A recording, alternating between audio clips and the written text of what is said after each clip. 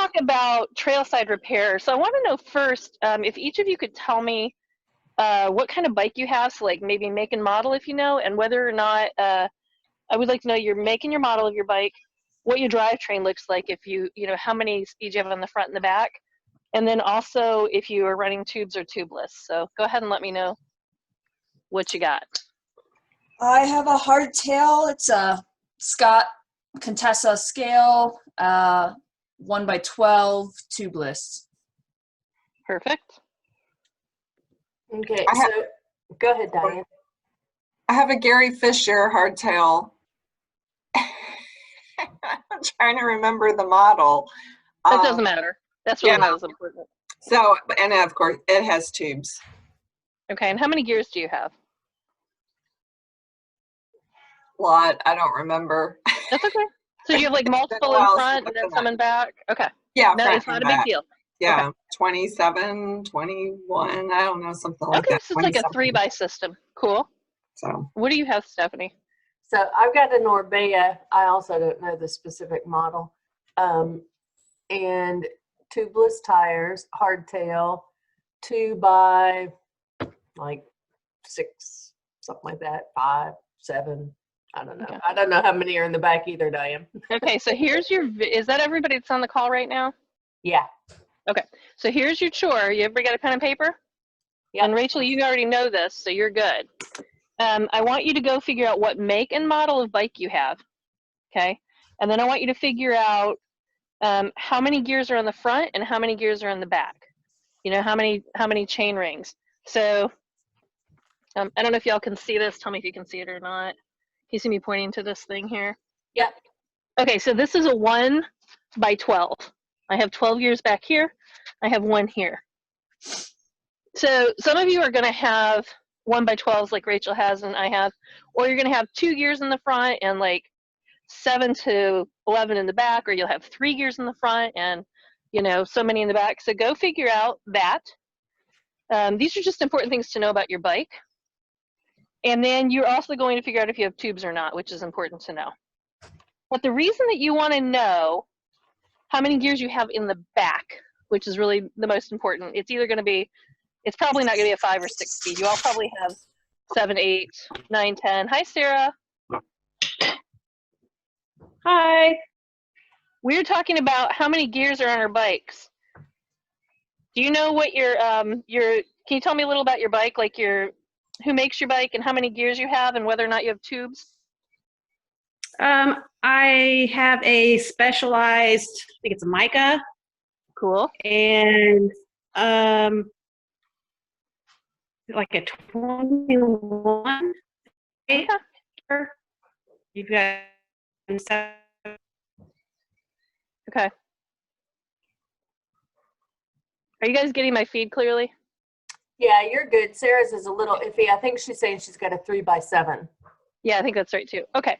The reason you need to know how many gears you have in the back is that's going to determine the chain you have. So the chain on your bike is going to be based on the number of gears on the back. And if any of this is really redundant, I apologize, but sometimes it's just like this basic knowledge of stuff that's really helpful. The reason this is important is you all need to carry something called a quick link in your pack. And unfortunately, I got in mine today and realized I don't have a quick link in mine because I gave it to a guy on the trail not too long ago to fix his chain. So what a quick link is let's see here, I'm going to find mine on here on my bike. I know this seems like really tedious to start, but while we're talking about gears, there mine is. Okay. This sucks because I can't see what I'm showing you guys or you girls. That's it? Yes, that's perfect. That's exactly what we're talking about. Will you hold it up again, Rachel? Okay. Will you say something, Rachel, so you pop up in case anybody can't see it? Yep, sorry, I'm here. This is what I'm showing. Okay, that's a quick link. And they come in packs of, well, she has a bunch because I think Rachel must break her chain a lot, but it's cheaper to buy it for. Yeah, it is. And you always have one for your friends if they have the same drivetrain. Okay. That if your link You have these links on your chain, right? It's those little rollers and that hold it together. Are you all visualizing that with me? Yeah? Yes. Okay. Okay. If one of those breaks, that quick link will allow you to change your chain in the field, to put your chain back on your bike if it breaks. So it's really important that you go to your local store or you get on Amazon, and it's whatever. It's not that you have a whatever. Don't multiply the front by the back. It is whatever number you have in the back. That is the number of gears on the bike. So if you talk to people, you have a 7-speed, 8-speed, 9-speed, 11-speed, you know, that's what they're talking about, is the number in the back, not multiplied by the front. So make sure you get that quick link and carry it in your pack. If Rachel's on your team and you have a 10-speed and you don't have your link and she's got her 12-speed, it's not going to work. Okay, they're not universal. So please make sure you get one and you carry it. I use them a lot. Again, it's usually not for myself. It's usually for somebody else.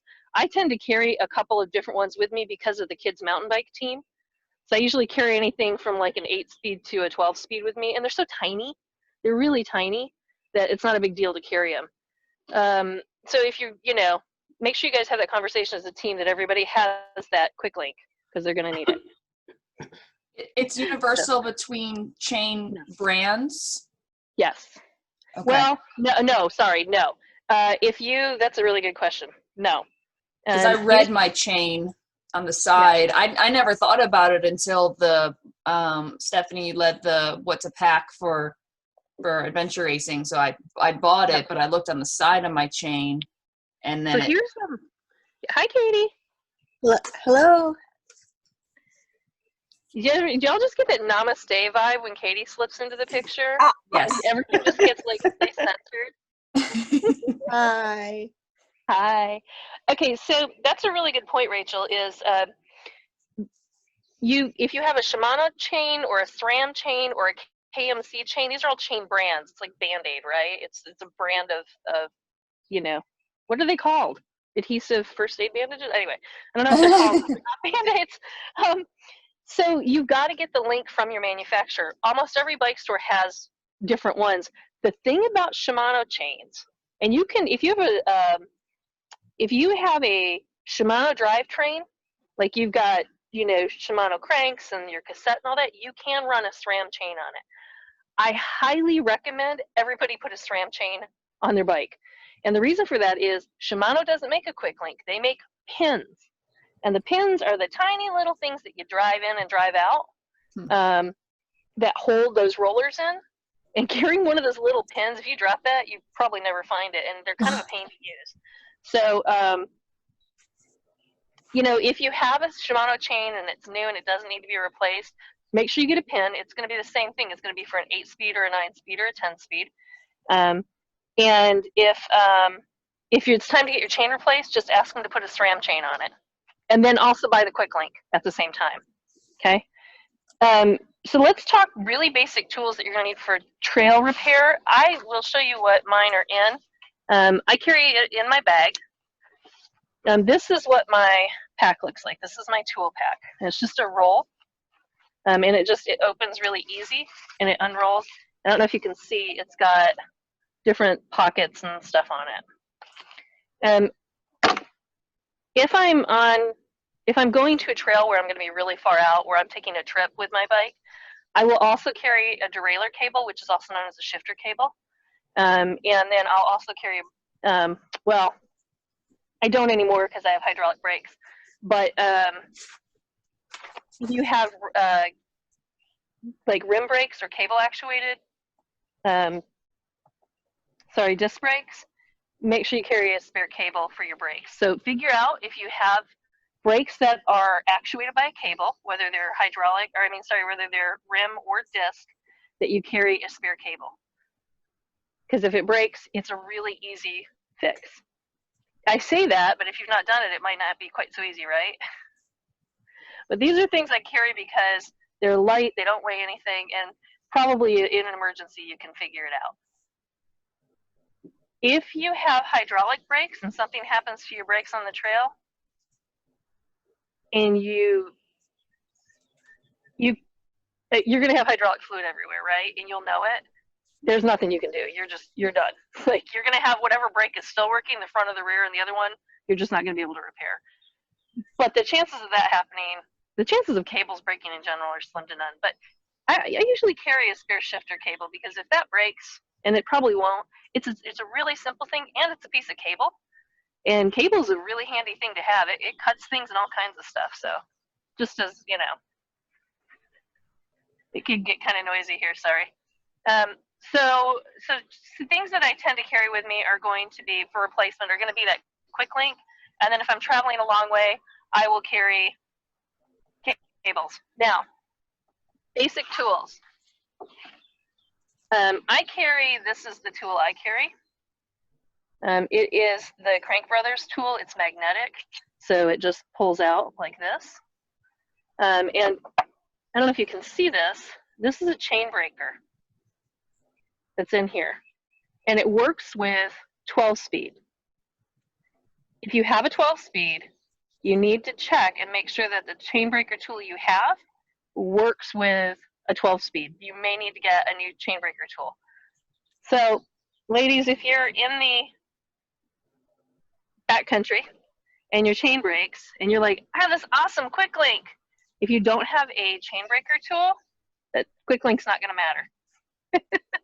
So make sure you get a multi-tool that has a chain breaker on it, and make sure the chain breaker will work with your speed, your drivetrain.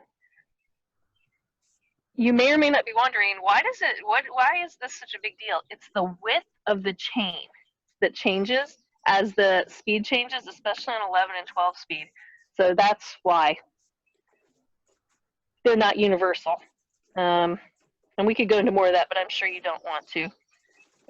Okay, so I like, this is the Crank Brothers Park Tool makes a mountain rescue tool, the MT40, that's really cool too.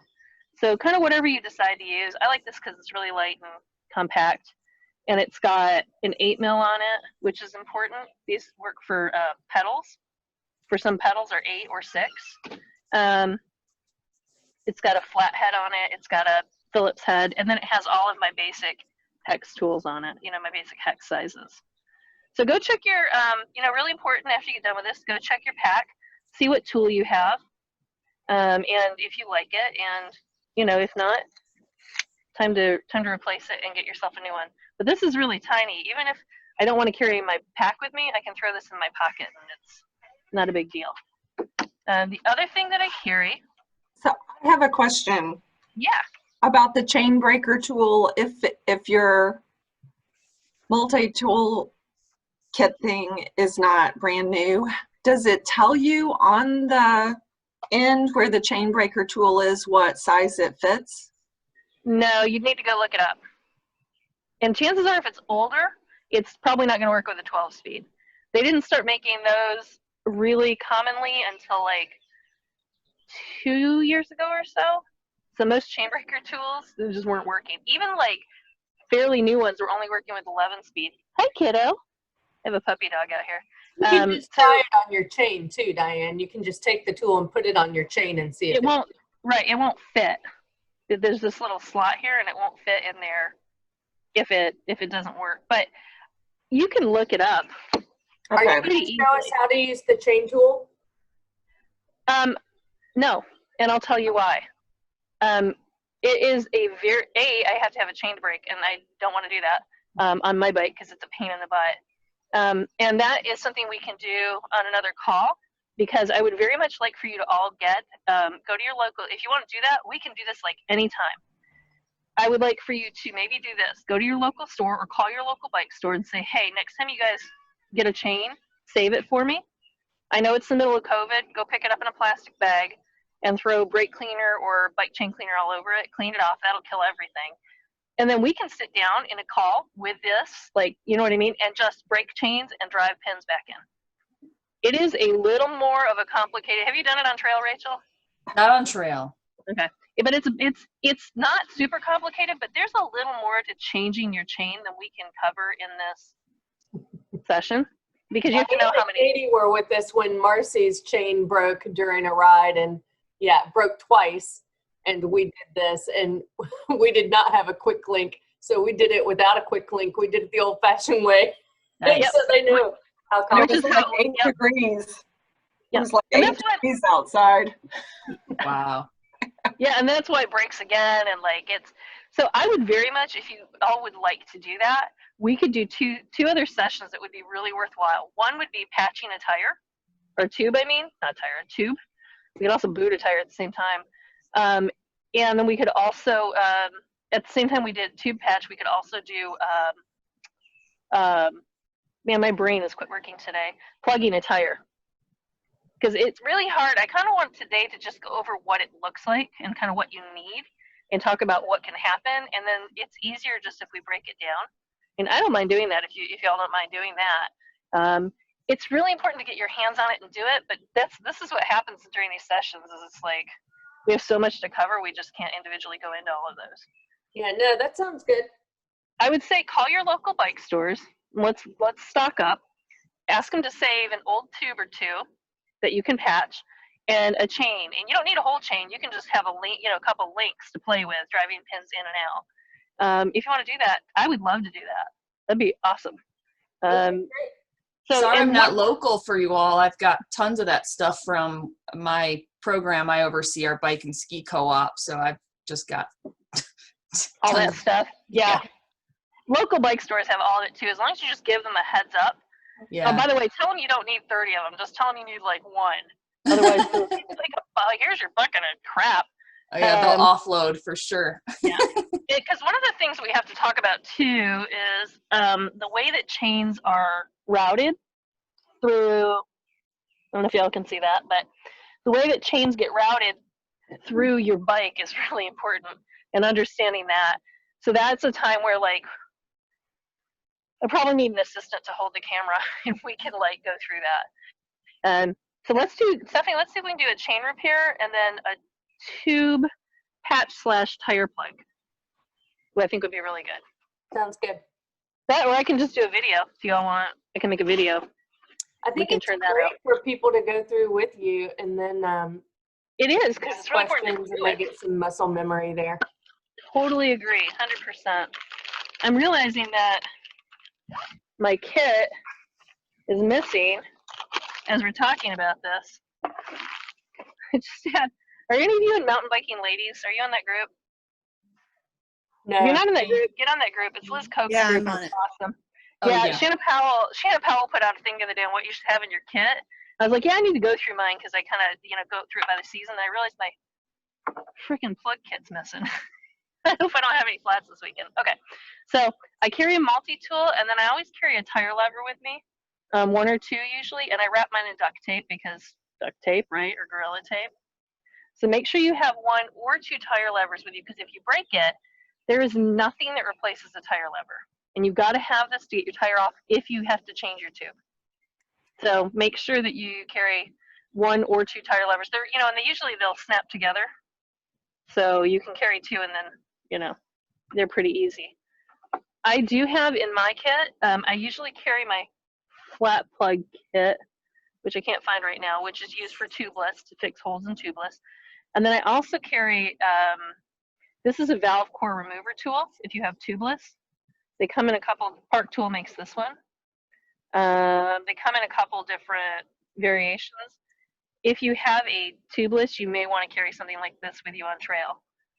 Because I also will usually carry a thing of juice with me to put into my tire if I, get a big leak and I have to plug it. And then the other thing, so make sure you have a valve core remover and a plug kit if you're running tubeless. If you are running tubes, you need to make sure you have that. And by the way, if you're running tubeless, you should still always carry a tube. Because if you cannot get that thing to seal back up in the field, you're just going to put a tube in it. So everybody should have tire levers and a spare tube with them, regardless of what you're running. If you're running tubeless, you're also going to need a bottle of juice, and you're going to need a valve removal tool to remove the valve core. I also carry with me a field tool that I find very handy. I don't know if any of you have ever ripped your derailleur off out in the middle of nowhere. I have. It's not pleasant. you have something called a derailleur hanger. And derailleur hangers are meant to, can you all see what I'm pointing to? Yes. Okay, this is a derailleur hanger right here. And this is your derailleur. Right? This is the thing that moves up and down and moves the chain up and down here. This is meant to break before your frame breaks. This is a hanger. So that if your derailleur gets ripped off, hopefully your derailleur won't bend in your frame and it'll just break the derailleur hanger. So I carry with me a field tool. This is a field tool specifically for my derailleur hanger. And this is my derailleur hanger. Has a bolt with it and a little dust cap. And this is the hanger. So if this thing that's currently on my bike breaks or bends, I can replace it in the field. I know this seems extreme, but it's really not hard. It's one bolt. So it's the kind of thing you can fix in the field pretty quickly. And it's the kind of thing that if your derailleur is done, you may not finish the race. So it's worth getting a spare derailleur hanger. You don't always need a tool like this. Rachel, you may, depending on which hanger is on your bike. If you have a 12-speed, check and see if there's a field tool for your hanger. Or if you need one, a lot of times it's just a hex is what you'd need, an Allen wrench, and you'll already have that on your multi-tool. So those are kinds of the things that I carry with me in the field to make sure that I've got what I need in case things go awry. You pay good money for these races, and you've got a lot of time and training invested, and you don't want something on the side of the road, on the side of the trail, derailing you. The other thing you want to do before you hit the trail the other thing I carry is and you don't have to carry this in your pack, by the way. This is a shock pump, suspension pump. So if you haven't checked your suspension, go check your suspension, please. Make sure it has proper air in it before you go on your next ride. And if you have a shock pump, if you don't, grab one of these, especially most of you aren't riding full suspension, I assume, right? Probably not. Yeah, but check that front. Make sure it's got enough air in it if you have air. And take it to your local shop. They can do it for you if you don't want to invest in one of these. But if you end up riding full suspension or you have a fork that you're comfortable putting air in, these are a really great investment. And you should know how much you have in there, because it's gonna make a difference in the way that you ride and that performance works. Okay. So have any of you ever done something called an ABC quick check? Do you do this with your bikes before you ride them or before you race? I take mine to the local bike shop. Okay. Well, so the whole point is here, and still take it to your local bike shop. I always recommend that to all my racers because they can look at bigger things. But there's something called an ABC quick check, and it's my favorite pre-ride, pre-flight check. And you should do it before you ride because it's going to help you identify any problems before you get riding, right? Because it's something really simple that you're like, damn it, if I just fixed that before we took off, this wouldn't be an issue.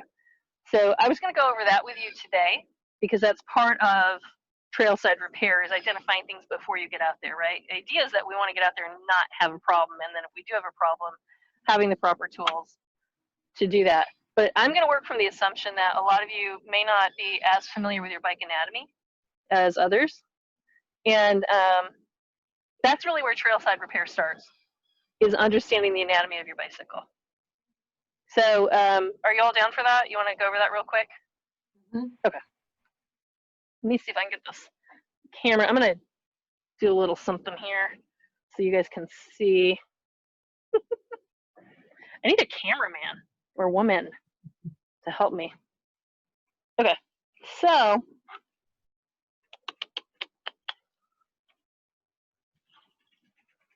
right. Are we good? Can you see me from there? Yes.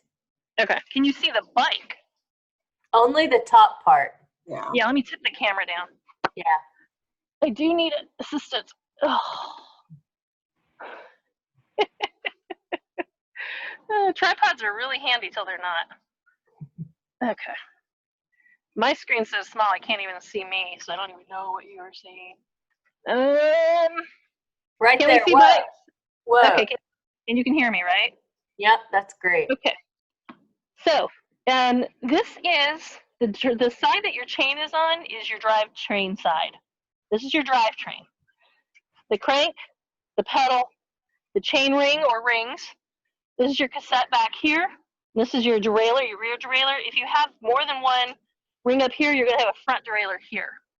My bike is going to look a little different because I have all this linkage for suspension, so ignore that. And then you've got obviously your brakes on my bike. Oops. I have disc brake. So check your brakes. If your brakes are up here and squeezing, they're rim brakes. If they're down here with a big silver plate, obviously they're disc brake. And if I'm talking, you know, I don't want to dumb anything down, but I also hate to assume anybody knows these terms because there's no reason anybody should know any of this terminology unless you work on bikes. So an ABC quick check is air, brakes, chain, and then your quick release or what is your through axle on your wheels. And it is something I walk everybody through, and I think if you learn to do it and you actually do it, you're going to find you have a lot less trouble out of your bike. Because if you do it every time you ride, you're going to catch problems before they become bigger problems. The idea behind trailside repair is to avoid it altogether whenever possible. Okay? That's the best tip I can give you about trailside repair. So first thing we're going to do is check the air in our tires. If you look at the side of your tire, in black usually, stamped on the rubber will be your PSI. So on most mountain bikes, it's going to be anywhere from usually about 35 to, like 65. I would never run mine at 65. If you're running tubeless, you're going to run much lower. But you're going to adjust the air. Like I run mine about 18 PSI because I'm running tubeless. You're going to adjust your PSI for the type of trail you're on. Does anybody currently do that? I'm trying to learn, but I don't really know yet. Right. So do you all know what PSI do you all run your bikes at? I run my tubeless at about 25 when I'm running, yeah. For racing? Anything other than, yeah, super technical stuff. Okay. I go by feel mostly. Yep. They say between an apple and an orange if you don't have a gauge, but depending on how strong your hands are, it can feel different, right? You know, I got a little arthritis, so I'm not always squeezing as tight as I need to be. Anybody else know what they're running in their tires? Like, do you check your tires and air them out? I check them, but I lean more toward the feel because the PSI on both my mountain bike and my road bike, I don't like if I put in what it says to put in, it feels like it's too much. Okay, so right, so there'll be and the important thing you'll notice between a road bike that's a high pressure tire, and you can put those usually up to about 120 psi. That's like tooth rattling. I usually run my road bike at about 100 psi. And your mountain bike, again, you know, having it tubeless means you can run it lower, but a lot of times, you know, it's going to feel tight, and the reason it's going to feel tight is, sorry for the noise. The reason it's going to feel tight is it has to. You're going to get pinch flats if you do not properly air it up. So go ahead and follow the PSI, but never go to the max PSI. Yeah, that's why I don't do. I'm at the lower end of it. As long as you're not below the minimum, unless you're running tubeless, and again, those are different. And tubeless tires now have actual PSIs on them. They used to not. But yeah, so make sure that you're looking at that PSI. I usually tell people run in between. If you're racing and it's going to be sloppy, you know, it's wet, put more air in. If you're racing and it's really dry, take a little out, but never drop below minimum PSI, okay? And that's just a way of, sorry. We can't hear any of that background noise, by the way. Oh, good. So distracting for me. There's this truck running up and down a dirt road here. Okay, so I want you to start before you ride every time. Check your tires. Get used to checking them. Make sure that you know what the PSI is. Now, in the field, you do need to get familiar when you air it up. Give it a squeeze when you've got it at proper PSI and see what it feels like to your hand to be at proper PSI, because in the field, you're probably not going to have a gauge, right, on your bike. Danielle, I've got a question. Yeah. I always air my tires and check them before I go. Since I got tubeless, because my tubeless lose air so fast compared to my old tube tires, which I've had for many, many rides before they needed air. And one of them in particular loses air so much faster than the other one. And I'm probably not. Does that mean I have a leak or what? Yeah, you probably need to put some juice in it. When's the last time you put juice in it? No. Yeah, you've got it. So here's the thing about tubeless. And I don't think I have my juice with me. I just remembered where I put my flat stuff. I have Trek makes this stash thing in your frame, and I forgot I put all my stuff in there. That's where my flat stuff is. I just remembered that, so I just pulled that out. If you haven't put juice in your tire in a while, you need to put juice in it. Last year was so dry, I put juice in my tires like every couple of months. I usually will do it like every 6 months to a year. On dry years, it'll dry up in there. So I was going to show you really quickly, since I couldn't find my flat stuff, and now I remember why. It's in here. So I carry my flat stuff in my tube. This is my plug kit. Oops, that's my plug kit. And I'll show you that in a second. So something to know about tubeless, and take these notes because I want you to remember these things, right? You need to know what sealant, we call it juice, what sealant is in your tubeless setup. You cannot mix those. So if you have stands in there, or orange, or Bontrager, or whatever you have, that's what you need to use when you refill it. Or you need to pull the tires off, clean out everything that's in there, and use a new sealant, or Finish Line makes one too that's really great. I think they say Finish Line you can mix with others, I believe. And they make them in little bottles, and I will carry usually a little bottle on a trip with me in case I need to use it. But yeah, Stephanie, if yours is leaking, time to put some more juice in there, put some more sealant in, and just find out what you have. So make sure you know what your PSI is. Do it where you have a gauge. So with your floor pump before you leave your house, and then give it a feel so you know what it feels like in the field, so that your hand understands, what that feels like. This is the nano pipe that I carry. Who makes this? Oh, PDW makes this. So Portland Design Works makes this. This is for CO2, and it's a pump. It's both. You cannot use CO2. Well, take that back. You really shouldn't use CO2 in tubeless tires. They do make a one-shot version. Actually, this might be good for adventure racing, you all. Let's talk about this real quick. I'm sorry, I'm kind of all over the place, but I just remembered this. I think Vittoria and somebody else, they make these quick shot canisters. They're like $15, and they have enough pressure to reseat a tubeless tire, and they have sealant in them. It just goes like boom and does it all in one shot. Check into that. That might be actually worth carrying instead of trying to carry all these different things if you're running tubeless. So I think they're $15 to $18 each. And Vittoria, I know Vittoria makes them. I'm not sure who else does. How do you spell that? Vittoria, Vittoria. It's never a bad idea to have a small pump with you, like this, because again, if everything else fails and you've got a pump and you've got a tube, you can get rolling again, right? So that makes sense. I wanted to really quickly show you. That pump, does that work for both Schrader and Presta?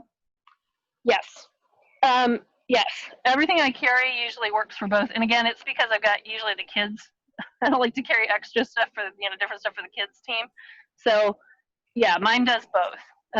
If you have Presta, just get one that does Presta. You don't have to have one that does both. I do recommend if you're going to buy a floor pump, the big floor pumps to use at home, that you buy something that does both.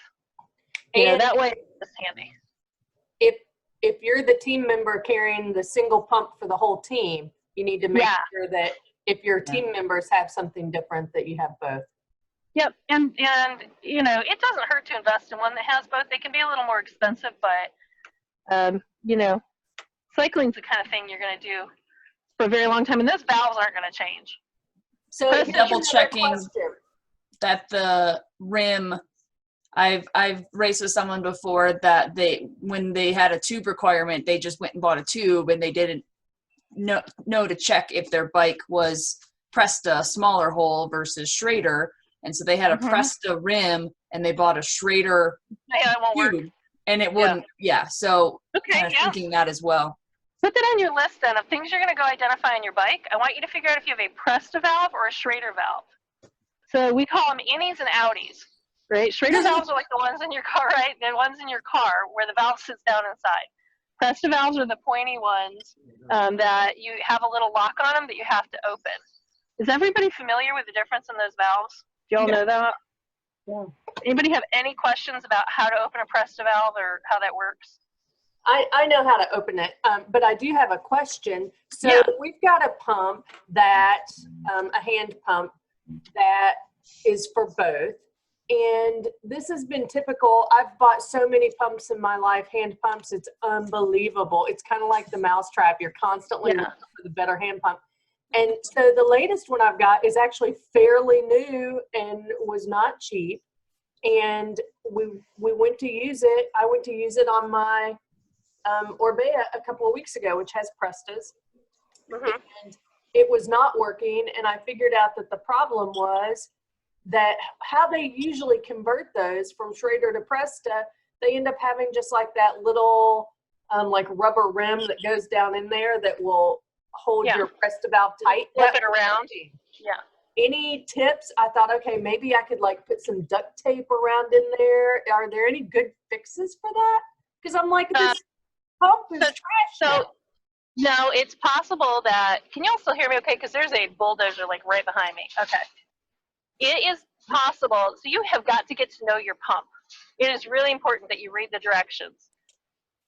Most of them these days, they're going to work in one or two ways. It's going to have what's called a smart head on it. You don't have to do anything to it. You just put it on, you know, open the valve up, put it on, and it works. Or if it's something you have to convert, you got to maybe flip that seal around or not. So it may be that it is a smart head, or it doesn't actually have the older traditional style where it's like narrow on one end and wide on the other and you flip it. Which pump do you have? It was a Crank Brothers. I did it when we're done. I think it was a smart head. Like I'm confident it was. I've had a bunch of different style pumps and I've dealt with all the different types of fixtures and I'm pretty sure this was a smart head.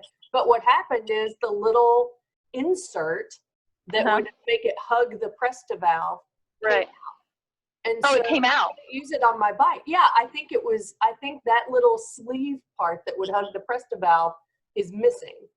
Oh, wait a minute. So you didn't see it come out. You just think it. So here's what I want you to do. I want you to go online, look at that, figure out which pump you have, and watch a video on how to use it. I have dealt with, I cannot tell you how many pumps I've used over the years. And Vanessa's a mechanic too. You know, she's been in the field as long as I have. We were on the cheerleading day with a Crank Brothers pump she has, and it took us 20 minutes to figure out how to use the damn thing. Yeah. Well, I'm sure I've used this pump before, though, is the point. Well, if it's missing a piece, right, if it's missing a piece, you can also call Crank Brothers and ask them, you know, if that piece is missing, if there's like, or get a schematic and you can look at what's missing. They'll have a schematic on that pump. And if it's missing, those guys are super awesome. And tell them you're an adventure racer and you're a race director and you'd like their support. That's a really good way to make contact. Actually, I'm sorry, that's the you know, the promoter in me coming out. But if you make contact over that, and then you're like, hey, by the way, I have this awesome race I do. They might actually just send you a pump to use. So just as an FYI. Awesome. They could send me one I could give away as a door prize. See, exactly. So one of the things that I was going to show you really quickly is this. This is a plug kit for tubeless. So can you see this little thing here that has a little fork in it? Okay. And then you'll see inside this thing was this, Bacon. is this roll. Those are plugs. So what you do is you take this thing and you would put one of these in between it, right? You'd peel it off of here. It's in this plastic backing stuff. You peel it off here and you actually poke it through the tire where the hole is and you pull it out. And it wedges one of these in and it seals it. Mm. Something, again, I recommend you practice before you do it in the field. My pump kit actually comes with a couple of valve cores too. These are valve cores. Remember I told you I have that remover? So these things are what go into my Presta valve so that I can get, huh? I wonder what would be a good thing to practice that on, because I have one of these kits. I've never used it, and my sense has been, I guess I'll figure it out if I ever need it. An old tire. Just get an old tire. It doesn't even have to be on a rim, right? It doesn't even matter if it's a tubeless tire, right? We don't want to just go poking holes in expensive tubeless tires. Right. But it doesn't matter. It's the experience of what it feels like to puncture it and pull it through and let it hook in. So if you have an old mountain bike tire, you know, how many of you ever did? A hole in. I mean, yeah. So I would say if you just have an old, again, call the store when you call them and say, hey, listen, I'm putting together some stuff so I can practice some trailside repair. Can you guys save an old tire for me with that old tube and that bit of chain? And again, when we do that patch kit, we can also do the tubeless to do that. I think that's important for sure. So just an old tire. You know, if you don't get a hold of the bike store, you can always go rummage around in their dumpster. They're probably out there. Dumpster dive at Reese's. Absolutely. So I'm glad I remembered where all my flat stuff went. It was in my bike. Okay. Thank you, Trek, for having internal storage. So let's finish the ABC bike check. So you're going to check your air and you're going to make sure that you've got proper amount of air in there, right? Let me put this back so we can see the bike again. Tell me when you can see the bike again. Are you good? Good. Yeah, that's good. Okay.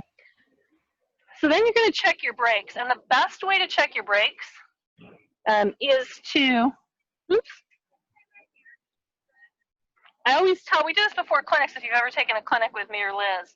You're going to lift your bike up by the stem. The stem is the thing that holds your handlebars on. And the reason you lift it by the stem is you can control the handlebars, right? They're not going to hit you in the face. Give your bike a spin, hit the brakes. Okay? Then you can visually inspect your brakes, check your rotor visually. You can actually look at your brake pads on your bike if you need to. Easier to see on like a rim actuated brake, you know, rim brakes, because the pad's right there. It's not hard to remove your brakes from disc brakes, but there's a little more to it to visually inspect them. So that's a good thing to have them inspect in the bike store. Same thing back here. You're going to give this back brake a check, and the way that you do that, the easiest way to do that is to lift this up by the seat, spin it forward so your pedals don't spin and hit you in the shin, and then squeeze your rear brake. Okay, that's your brake check. Front brake, grab it by the stem, pick it up, spin it, brake, make sure the brakes are working. Same thing by the back, pick it up by the seat, spin it forward, and then check it. Okay? Then visually inspect your brakes. I want you to look at your brake lines, right? Make sure that your brake lines don't have any cracks in the housing. If you have cable on the brake line, make sure that your cable is not frayed. If you look at where the cable comes out, if it's frayed on the end, or if it's frayed anywhere in between where it's not covered with housing, you're going to need to replace that cable before you go. Okay? Just really simple things. Then you're going to check the C is chain, if you remember. You're going to visually inspect your drivetrain. So C isn't just about the chain. C is about kind of the whole thing. So you're going to take a look at your pedals, make sure they're spinning. They should spin a little bit here, but they shouldn't spin here where they go in, right? So they just are spinning freely here. Make sure your pedal body's not cracked or anything. I've seen these pedal bodies split before. You're going to check your crank arm. The other thing I want you to do is you're going to hold your bike steady. You're going to grab your crank arm and you're going to wiggle it this way. If it moves, there's a problem with your bottom bracket, okay? So just give it like a little sideways, hold like this, move it sideways, like this. If it moves, take it to the store. Check your front derailleur if you have one. Make sure the cable isn't frayed on it. Your back, no, we probably can't get close enough. My cable's right here. I can see that the cap is on it and it's not frayed, so I'm good. And then I want you to look at your chain. Make sure there's nothing weird going on with your chain. There's not a bunch of stuff stuck in it. Look at your cassette. Make sure that there are no teeth broken on it. That's a closer inspection. You don't have to do that quite as close every time, but occasionally just take a look and make sure that there's no teeth missing from your, or bent on your chain ring on the front or your cassette on the back. Now here's the most important thing that's going to happen when you do this chain inspection. I want you to, I'm going to park this, theoretically. I want you to take your little finger, I want you to run it on the top of your chain.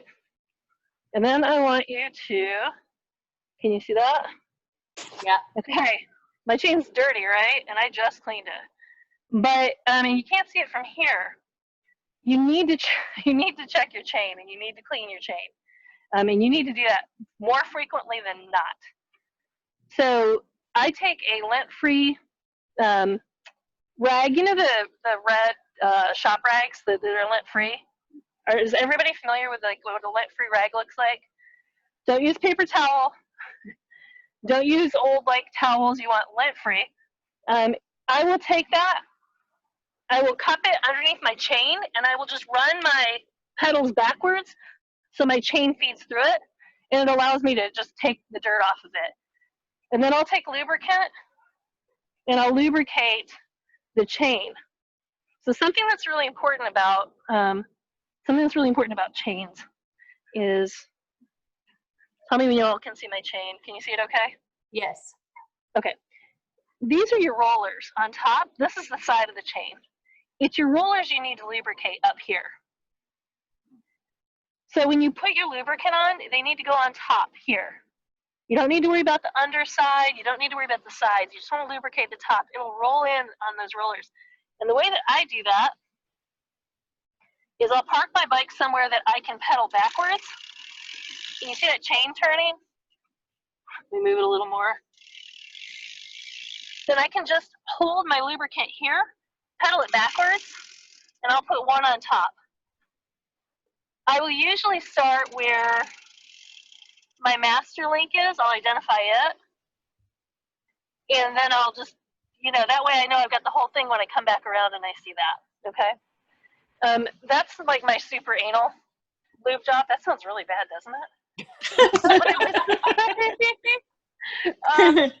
That's when I'm being a little pickier about, how I'm lubricating it. I'll count and make sure I get every roller. If I'm in a hurry, I'll hold it at that back cassette and just reel it through and squeeze it. Less is more with lubricant. So you do not want to over lubricate your chain. You want to make sure that you get just enough on there so that when you wipe your finger across it, you have just a sheen. If you can see the lubricant, you've got way too much on. If that happens, just take that lint-free rag again, pedal backwards, just wrap it around that chain and pedal, and it'll take the excess off. Okay? You should be lubricating your drivetrain probably once a week or more, depending on which lubricant you're using. So what are you all using on your bikes? I think mine's called White Lightning. Or It's a good one. It's wax based. It's a good one. Right. Anybody else know what they're using? I'm drawing a blank. It's So red. you're using something, right? You have It's a red red. cap on yours? Yeah. You have Rock and Roll Gold probably, or Finish Line. Finish line. Yeah, yeah. What do you recommend, Danielle? So, you've got to find the lubricant that I usually will tell people, I like Rock and Roll Gold, I like Finish Line. I tend to like dry lubricants. However, you are adventure racers. So God knows what conditions you're going to be in. Pedro's makes a lubricant called Synlube, S-Y-N-L-U-B-E, Synlube. It is a synthetic lubricant with polymer detergents in it. They help keep the chain clean.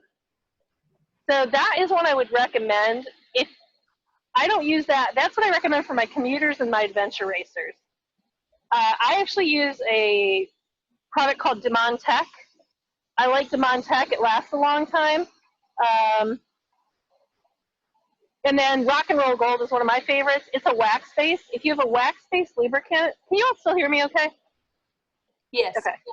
If you have a wax-based lubricant, you're going to have to clean your chain every time you ride.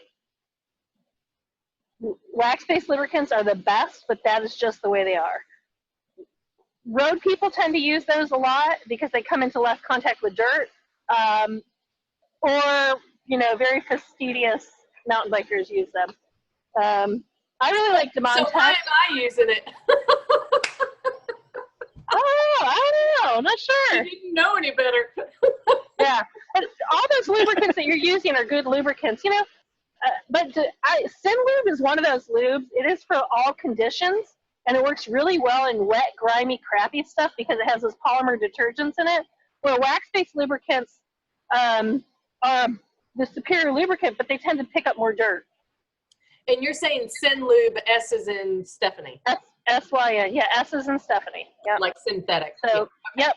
Yeah, it's green. It comes in a clear bottle. It's green. Pedro's makes it. I know we sell it. Tons of people sell it. You can find it online. Although getting it shipped might be a little more because of the, it's explosive or whatever. But, yeah, for sure. I think take a look at those different lubricants. Understand what you're using on your bike and make sure you're using it. That's one of the most important things you can do to avoid trailside repair is looking at that drivetrain before you get on the trail, okay, before you head out to race. Danielle, I assume you all sell the PDW Nano Pump as well? We do. I haven't been in the store since March, so I don't know. Here's the other thing. You all need to make sure that you are ahead of time getting your stuff together because, manufacturing's, really tough right now, and the bike industry got hit hard with a lot of people. So stuff that we would just normally carry, we don't have. So I'm talking everything, ladies. Do not wait. If you need pedals, stuff that just seems like simple everybody would have, get it now or, find an alternative because it's not going to get any better.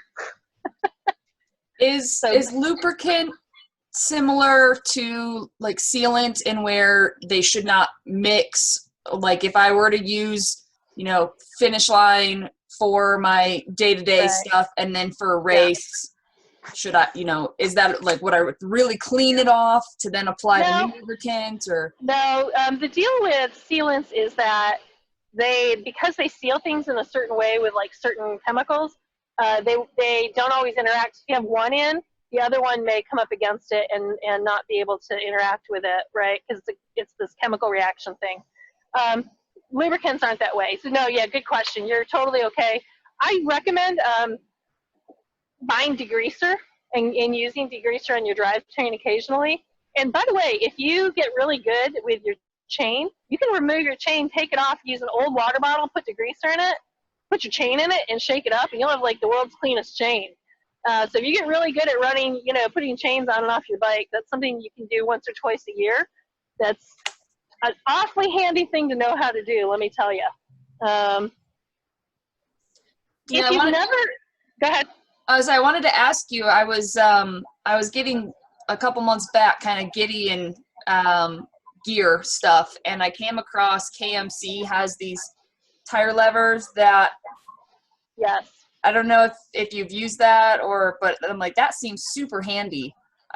Yeah, I haven't, but you gotta, it's kind of, whatever tool works best for you is the tool you want to use. I always tell people, always avoid metal levers. We used to use metal tire levers on steel rims and stuff, but especially I have carbon rims, you want to make sure everything you use is, so those should be fine. I've never used them, but I just thought from the handy, it's cool when things have more than, as many purposes as possible. And yeah, I've seen a lot of, I haven't had to do it in the field, but struggling with getting, chains back together. for sure. Yep. So so we've talked about air and brakes and chain. That's the ABC. And I really want to quickly, before we finish up here, talk about quick releases and through axles. And so that's what I have on. I don't have a quick release on mine. These are through axles, if you can see those. And let me turn my bike around for you because Trek did something interesting this year. Trek I'm going to just hold my camera weird for a minute. Trek used a 6 mil hex that you can use on the front or the rear. I think they thought they were being really cool, and I don't particularly care for it. But mine is actually, this lever is actually a tool that comes out. Can you see that? Oh. So this is a through axle, and through axles are hollow, and they thread all the way through to the other side. There's threads in the other side of the frame, and this through axle threads through. That's what you'll usually have if you have rim brakes. If you have a quick release, this lever will actually open, right? And it'll have tension on it. You want to check always and make sure that your quick release or your through axles are, I do not care for this thing, are tight. So I'm going to press down on mine, make sure that's tight there. I can take this out, go to the front, and do the same thing. Inspect those parts. Please inspect those parts. That keeps your wheel on your bike. I was helping a guy the other day. I did a flat change, like a private flat change clinic for this guy, and I went to put his quick release back on, and so, to close the little handle of the lever, and there was no tension, and I couldn't get tension on it, and he's been riding like that. The quick release is actually broken, and he didn't know. So it's really important that you check those quick releases. I was riding, this has happened to me twice now with my bike. My through axle has backed out on my rear wheel, twice now. Not just on this bike, but on the bike I had last year, and it had a different through axle on it. And the reason I found it this year was I was riding down a big sinkhole. I probably dropped into that thing doing about, I think I was doing about 27 miles an hour, my Strava said. And I came out the other side, and I actually didn't have enough momentum and kind of slid back down. And so Vanessa was behind me, and she was like, she grabbed my bike. I got pinned like in the mud. Anyway, and so she was doing a quick check on my bike, making sure everything was okay. And she's like, your rear wheel's loose. I'm like, no, it's not. Sure enough. I mean, it was probably one thread away from that wheel coming out. And I was like, well, maybe it got caught, when I fell down the hill. But it didn't. It was actually, that side was up. It had backed out during a previous ride. And that's happened to me twice now. So check. That's why we always do the quick release or through axle check. Every time before you get every time I hit a big downhill on the road and you get up to 40 miles an hour or something ridiculous on a pavement, and you're like, yeah. Oh God, I hope my wheels stay on. Yeah, right. That's the last thing you want, your wheels coming off for sure. So just make sure that ABC quick check, and if you're through axle, I understand. So ABC through axle, whatever. Check those and make sure that there are no problems with those. The way that you make sure you have proper tension on a quick release is when you go to close the lever, at about the halfway point, you should get a fair amount of tension. That's a bee! You should get a fair amount of tension. And then it should be a little tough to close. Your through axle just threads in. You'll know if it's tight or not because it's going to stop threading, right? Those are the things to look at. If you do those quick checks before you get on the trail, and then you make sure you have a tire lever, you make sure you have something to fix the flat with or to plug your tire with, or both. You make sure that you've got that chain breaker. Those are going to be your trail side repair things. I do think, Stephanie, we should just schedule 2 more if ladies have time. We can do it whenever. To do chain breaker and to do patch kit and plugging. Yeah. Because that's really yeah. We'll get together and look at your schedule, and we'll get that on the calendar for sure. Sure, yeah, absolutely. I'd love to do that. Recommend, I've got both and we can talk about this in detail when we have the thing, but just for people who maybe want to gear up before that clinic, what do you recommend that people carry? I carry both the quick patch, and then I also have, the more worky with the sandpaper and the glue and all that patch. But I don't carry, so I will tell you, I carry the traditional patch kits. Yeah. Oh, you can let him down. I think he's okay. My mom's trying to keep my dog from getting eaten by a hawk out here. You can carry whichever one you find. Higher pressure tires, so like road tires, don't work as well with the pre-glued patches because they're just so high in PSI. Mountain bike tires, tubes usually work with either, But I tend to carry traditional one, but it's important to know, once you open that tube of glue, you have about 30 days before it dries up. So if you have a thing in your pack and you know you've opened the glue is not going to be any good. So you're going to go buy a new patch kit. I think they're like $3 or something. That might be kind of fun, maybe to work with company Stephanie and see if we can get one like branded for the women's race. Yeah, Mike's Hike and Bike did that. They had little giveaways at the Sheltoe one year from Mike's Hike and Bike, and so that's actually where I got my stash. Yeah, I've got like 5 of them or 8 or dozen. And so whatever patch kit you buy, go buy 2 if we're going to open them and use them, because that glue is going to go bad and you might as well just have it. It is an art. Patching a tire is an art. It takes patience. A lot of people want to rush through it, but it's an art. It takes a few minutes to do it properly if it's going to work. I always carry, I say that, I probably don't have one in my pack right now. I always carry a patch kit, even if I have a new tube. I have at one time pulled out a new tube and it had a hole in it already. So I always carry a patch kit. And the other thing is, if you don't manage to clean out whatever debris, if it was debris that caused your flat, if you don't manage to get it all out of your tire, and then you're going to need to patch because you've just used your tube. So patch kit is an essential. Like, carry it no matter what. If you don't need it, somebody else will, for sure.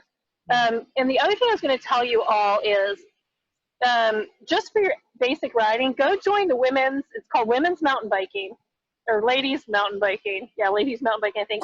It's Liz Koch's Facebook group.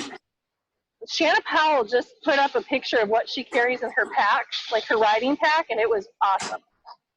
And because I was like, oh yeah, I need to go through mine and make sure I have it. So I highly recommend, I'm going to go in here, going on that Facebook page. And I can... Mountain Biking Ladies? Yeah, Mountain Biking Ladies. And you'll notice Liz Koch's group. It's Koch. Yeah. And it's just a really great group. I enjoy it. I like being part of it. But Shanna just took a picture of her pack, and it was I was like, oh yeah, I got to go back and look at mine and see what I've taken out or loaned out. It's just a great time of the year. Huh? Do you want to link that? Do you want to drop that link into the group? I can. I will do that. Awesome. Yeah. Thank you. Yeah, we will do that. Yeah, good. So on the patch, I'll just give this one last thought, something to think about for an adventure race, and especially if you're in like something like the unbridled race where you're never going to be that far from the finish. One thing to consider, the quick patch kit that I'm talking about is the tiniest little thing. It's smaller than, it's like 3 pieces of content put together. It's tiny. And when she's saying quick patch, she's talking about they're pre-glued. Yeah. And it's just a little, it's like a Band-Aid. And I would suggest carrying that in addition to the traditional, because the traditional one's also very small, but carrying the quick patch, the good thing about that is if you're 1.5 miles from the finish line and you're just like, oh my God, we've got 8 minutes to get to the finish and I just need to get this tire there, try the quick patch, because it's probably going to hold, and it's going to hold enough air fine to get you there. If it does fail, you can use the traditional one, but it'll be the quickest to get, because the traditional one's worky. To get the traditional one to hold and do its job right, you have to spend some time with it, and you're not going to want to spend that time in the middle of a race, which means you're probably not going to get it right. So slap the quick patch on there. Hopefully that gets you to the finish line. If it doesn't, because it's sort of like the quick link, it's so tiny, there's no reason not to carry it and try it. No, yeah, that's probably a good idea is just to have, for racing. But if you are in a race where you're out further, definitely carry that other kit, because you don't want to get stuck out there with something you can't. A couple of things I've run across over the years, excuse me, allergies. If you slice your tire and you've got to boot your tire, that is what Gorilla Tape and duct tape are for. You can boot a tire. You can also use a Cliff Bar wrapper. You can use a $1 bill. I had a friend one time, he literally, he blew out his tube. He was way back, like way back. He was probably 18 miles back in the middle of nowhere. He was way out in Montana. And he happened to be somewhere there were a shit ton of leaves. He booted his entire tire with leaves, right? Because he had a long way out. You just mean basically patching the tire as opposed to the tube. To put in a boot, if you've sliced your tire, you've got to use something to patch that slice, right? Whether it's a sidewall or right in the middle of the tread. And you'll do it from the inside, obviously. So you're going to pull your tire off. You're going to put either duct tape or Gorilla tape or whatever it is. Take the time to do it right. Again, dollar bills work. You really always need duct tape with you, though. Like, don't ever leave home without it. I'm sure you all know that. And you don't need a ton, but you need enough. But you can get creative. There are things you can do, but basic things you need to know is you've got to figure out, we need to do a chain class, because there is no, if your derailleur's not working, put it in one gear and ride what you got. But if you got chain that's come off, that's a problem. Have all of you ever, if your chain's not broken, have all of you ever put your chain back on your bike? Do you all know how to do that? Yeah, you just press the derailleur down and it gets slack on the chain and just pull it back up. Okay. We can talk about that when we do the chain class too. For sure. Yeah, I just want to make sure if you haven't done that, don't be afraid of that. It's not the end of the world. Yeah. So yeah, let's do that. Let's schedule some more fun stuff where we can get our hands really grubby and dirty. But make sure you all go get, what do we say, a tire? See if you can find an old tire. And it doesn't matter if it's a mountain bike tire or not. It would be better if it is, but if not, no big deal. A tube that has a hole in it, or if not, if you've got a new tube, we could put holes in them. Then a chain, and you need a chain link. The quick link. Yeah, you need a quick link. Quick links are not cheap, especially if you have a 12 speed. So I would say,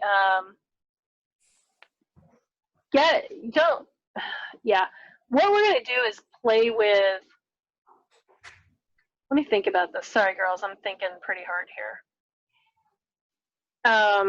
I would say just get a chain so we can practice driving pins in and out.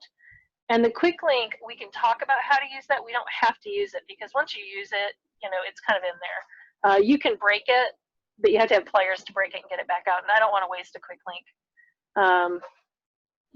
for each of us to waste a quick link. So I can grab one and do that with mine.